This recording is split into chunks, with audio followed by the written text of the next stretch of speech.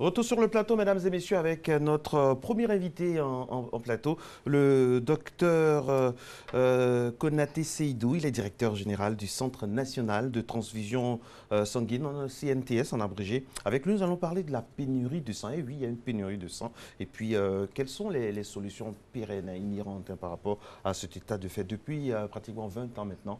Monsieur Konaté Seydou, docteur Konaté Seydou, préside aux destinées de cette importante institution là pour notre santé. Bonjour docteur. Bonjour. Alors, est-ce qu'on peut se faire un petit bilan de vos 20 ans de présence à la tête du CNTS?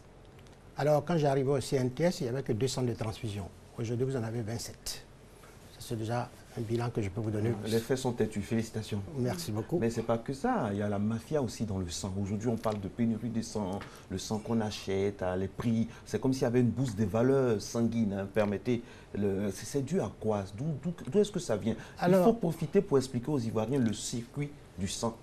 Alors, c'est une très belle question.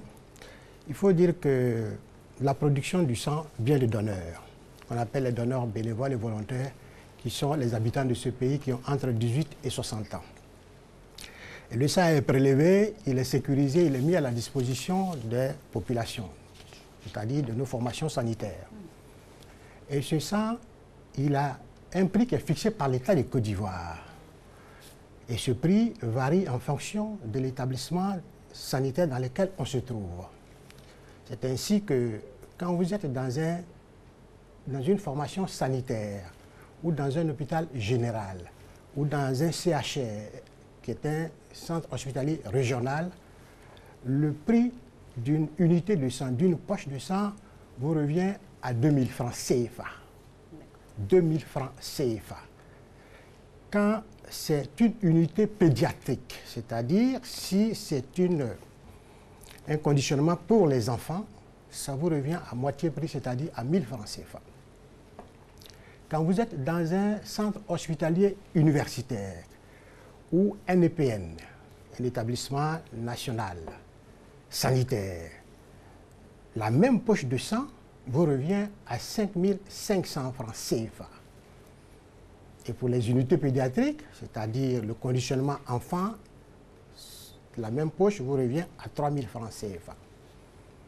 Quand vous êtes dans une formation sanitaire privée, la poche de sang vous revient à 25 000 francs CFA. Les unités pédiatriques, c'est à moitié prix, c'est-à-dire 12 500 francs. Mais il faut dire que ce prix que l'État a fixé pour les formations sanitaires n'est pas le coût de revient d'une poche de sang. Le coût de revient d'une poche de sang est autour de 50 000 francs CFA. Ça veut dire quoi?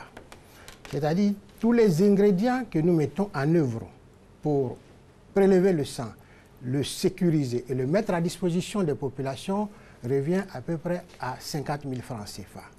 Donc, par poche. Par poche. Le circuit de sécurisation.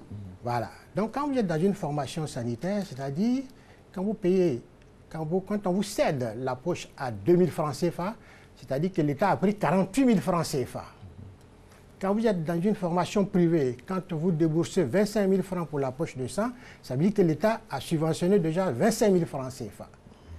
Voilà les coûts qui sont homologués par l'État de Côte d'Ivoire. Vous avez dit homologuer. Voilà. Homologuer, le mot est très important. Voilà. Homologué par l'État de Côte d'Ivoire. Ce n'est pas cet état de fait là qui est de mise c'est autre chose. Voilà, c'est ce que je suis en train de vous dire. Voici les prix homologués et validés par l'État de Côte d'Ivoire. D'où viennent les failles? Quiconque pratique des prix en dehors de ces prix-là est dans l'illégalité. Depuis 20 ans que vous êtes là, il y a ce problème-là, il y a ce souci-là, la validation, l'homologation. Qu'est-ce que vous avez fait en amont alors, je vais vous dire... Pour réduire ça. Où c'était quand vous êtes arrivé et à quel niveau c'est aujourd'hui? Alors, je vais vous dire ce qui est fait. Non, ce qui a été fait depuis 20 ans. C'est ce que je dis, ce qui est fait. Vous savez, par le passé, le sang était remis aux parents qui partaient chercher le sang dans les établissements de transfusion et allaient à l'hôpital avec. Et par ce biais-là, il y avait un trafic qui était organisé autour où des gens venaient avec de bons de sang des hôpitaux, faisant croire qu'ils allaient remettre ce sang à cet hôpital qui a été prescrit, où le bon a été prescrit, alors qu'ils allaient ailleurs avec ce sang.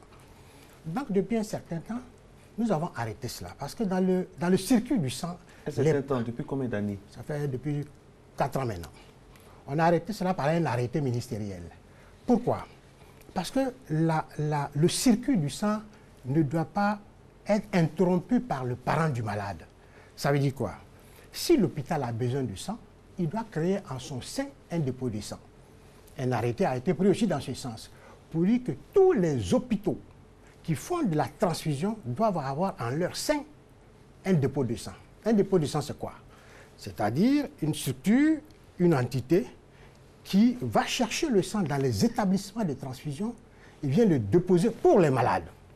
Ça veut dire que si vous êtes à l'hôpital général d'Aboissou et que vous avez besoin de sang, le parent de malade n'a pas besoin de se déplacer jusqu'à Abidjan pour chercher le sang. C'est l'hôpital qui vient faire son stock de sang à Abidjan et va le déposer dans son dépôt. Et quand le malade a besoin de sang dans l'hôpital, le médecin prescrit et il va chercher le sang dans le dépôt. Pour que le sang soit à la portée du médecin et du malade. Pour éviter les intermédiaires. Plus c'est proche, plus c'est sécurisé. Voilà, parce que ce sont les intermédiaires qui font la surenchère. Ils créent la pénurie. Ils font croire qu'il n'y a pas du sang, ou pour trouver du sang, c'est tellement difficile qu'il faut des moyens colossaux. Voilà. Donc, la création des dépôts de sang est un facteur qui va améliorer certainement ce trafic, n'est-ce pas? Et vous avez dit que depuis 4 ans, ce mécanisme est mis en place. Ça fait ses preuves. Quel est le bilan à ce Ah oui, niveau-là? ça fait ses preuves. Parce que, pourquoi? Parce que quand vous venez chercher du sang au sein des transfusions sanguines pour votre dépôt, on vous dit c'est bien, voilà la quantité, voilà la liste de produits, voici le numéro de chaque produit sanguin. Vous allez déposer dans votre dépôt. Quand vous revenez pour un autre approvisionnement, on vous dit qu'est-ce que vous avez fait de ce sang. Vous nous tracez. Tel malade, dans tel lit, dans telle spécialité, a reçu telle poche de sang. Et nous, on a mis en place ce qu'on appelle les CHHT, ce sont les comités de sécurité transfusionnelle et d'hémovigilance. Très bien. Ceux-là sont là pour vérifier que le malade X qui était en service de pédiatrie, qui devrait avoir cette poche, a véritablement reçu la poche. Et où sont-ils quand sur les réseaux sociaux, il y a de nombreuses personnes qui font des appels de sang? C'est vraiment très récurrent. Ça montre quand même un certain désarroi des populations qui ne savent plus à quel sang se vouer. Il faut dire que en matière de production du sang, la population intervient. Vous et nous, on intervient dans la production du sang. Je dis toujours, le sang n'est pas un produit synthétique. C'est un produit naturel qui est prélevé à partir des personnes vivantes qui ont entre 18 et 60 ans et qui sont les populations vivant en Côte d'Ivoire et qui sont 23 millions d'habitants. Nous avons besoin de 1% de 23 millions d'habitants pour avoir l'autosuffisance. Aujourd'hui, nous sommes à 0,7%. Qu'est-ce qui explique cela? Ce qui explique cela, c'est-à-dire que quand les gens ont besoin de sang, ils font plus de tapage que quand on leur dit de venir donner du sang. Ça veut dire quoi? Ça veut dire que c'est le désintéressement au don de sang. Et c'est pour cela que chaque fois, on dit aux populations, le sang existe en Côte d'Ivoire, mais le sang existe dans vos veines. C'est vous qui devrez venir nous donner votre sang pour qu'on le sécurise et le mettre à disposition de la même population quand cette population aura besoin de sang. Donc, l'autosuffisance en produits sanguins en Côte d'Ivoire ne dépend pas seulement du gouvernement ou du centre de transfusion sanguine, mais de toute la population. Ça dépend beaucoup, ça dépend beaucoup du gouvernement aussi. Pourquoi? Parce qu'il faut une stratégie de communication. Moi, attendez, je finis, docteur. Quelqu'un a son sang. Oui. Il est libre de donner son sang ou pas. C'est volontaire. C'est volontaire. Ce n'est pas par contrainte. C'est à vous, gouvernement, c'est à vous, CNTS, de sensibiliser. Là, le circuit que vous nous faites là, on a compris. Nos collaborateurs ici ont compris. Mais combien de fois vous allez sur le terrain pour le faire? Alors, en plusieurs langues, sous plusieurs angles. Alors, c'est ça aussi. Ce que vous dites est très bien. Et puis, il y a des pratiques religieuses, tribales, claniques, vis-à-vis du sang. Il y a un volet psychologique. Donc, la communication est très importante. Ce n'est pas seulement le journal télévisé. Venez de plus en plus à ces émissions, participez à des... Alors, je vais vous expliquer. Vous savez, si on ne bougeait pas, on n'aurait pas couvert 70% des besoins. C'est parce qu'on bouge. Je vais vous dire, il y a, en 2011... Non, en 2005 déjà. En 2005, vous me direz que c'est loin, mais je prends 2011. On était à 77 000 poches de sang. Nous sommes en 2019, en 2018, nous sommes à 77 000 poches de sang par an. Par an. Voilà, Okay. par an. Aujourd'hui, nous sommes à 160 000 poches de sang. Ça veut dire qu'il y a un travail qui est fait. Et ce travail, il y a un bond de 77 000 à 160 000. C'est normal parce que la population augmente, elle devient de plus en plus jeune. Mais les besoins augmentent aussi. Ou la communication Les besoins augmentent aussi. C'est-à-dire, en matière de sang, il faut dire chaque fois que la population d'il y a 14 ans n'est pas la même population qu'aujourd'hui. Donc forcément, les poches de sang d'il y a 14 ans seront moins... Ça veut dire qu'aussi, il y a un travail qui est fait. Parce que si un travail n'était pas fait, c'est les mêmes données qui allaient venir, le nombre n'allait pas augmenter. Donc je reviens à votre préoccupation. Qu'est-ce qui est fait pour que les populations donnent le sang? Vous avez dit que les populations, les religieux, tout ça. Je vais vous dire, en Côte d'Ivoire, il n'y a aucun tabou dans le sang. Une étude a été faite dessus. Aucun tabou. Celui qui dit c'est mon ethnie qui fait que je ne donne pas le sang, ce n'est pas vrai. Les seules personnes qui ne donnent pas le sang en Côte d'Ivoire, ce sont les témoins de Jéhovah. Justement. Ce sont les témoins. Ils sont combien dans la population? Ils ne donnent pas. Bon, je ne sais pas s'ils ne le savent pas, mais je sais qu'ils ne donnent pas. Donc c'est cela seulement. En dehors des témoins de Jéhovah, toutes les populations, dans tous les villages, dans toutes les églises, dans toutes les mosquées. Qu'il y a cette pénurie-là. Alors, comment vous axez votre communication? Votre stratégie de communication est basée sur quoi? Passer de façon sporadique dans des émissions ou bien aller sur le terrain de façon multiple, multiforme? Avant de faire la communication déjà, il faut créer les structures pour recevoir les gens. Parce que je ne fais pas de communiquer pour communiquer. Je vous ai dit... Depuis 20 ans, si on n'a pas de structure aussi, ça craint. Je vous ai dit tout à l'heure qu'on avait 4 structures, on est passé à 27 structures. Oui. Donc, on a déconcentré nos structures pour que les structures soient proches des populations. Dieu merci. Deuxièmement, on a mis en place un réseau de collecte mobile. C'est-à-dire, si vous, à la RT, vous avez besoin de donner du sang, vous ne partez pas au centre de transfusion, nous, on vient ici. D'accord. Ça, c'est 2. Troisièmement, on a créé des sites de prélèvement dans certains quartiers. C'est-à-dire que, par exemple, nous sommes proches de l'université aussi, à Chute de Cocody, on a créé, on appelle ça un site de prélèvement. À Abobo, dans les grands quartiers, on a créé des sites de prélèvement. Permanents, ils sont là. Et en plus de cela, on va dans les écoles pour faire de la sensibilisation, les grandes écoles. Parce que les collèges, les lycées et collèges, aujourd'hui, on n'a pas les donneurs. Parce que nos enfants ont moins de 18 ans. Je vous ai dit tout à l'heure, alors que par le passé, les enfants avaient 18 ans au lycée. Aujourd'hui, on a des enfants qui ont 16 ans au lycée, on ne peut pas prélever le sang. Donc, on va dans les églises, dans les mosquées, on va dans les entreprises, on va dans les plantations, on va dans les clubs-services. Les hameaux reculés. Dans les villages, on va. Il suffit d'avoir une association de 50 personnes seulement, on vient. Donc, on se déplace partout. Donc, pour vous dire qu'il y a le service de communication qui passe et qui fait ce qu'on appelle de l'éducation des donneurs, de population. Par exemple, quand on va dans une entreprise, on demande au chef du service de l'entreprise, on va venir faire des prélèvements de sang, permettez-nous de sensibiliser vos...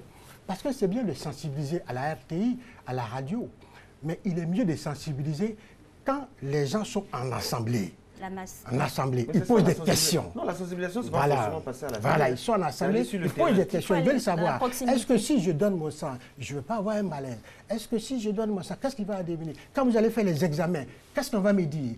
Est-ce qu'on ne me dira pas que j'ai le sida? Etc., etc.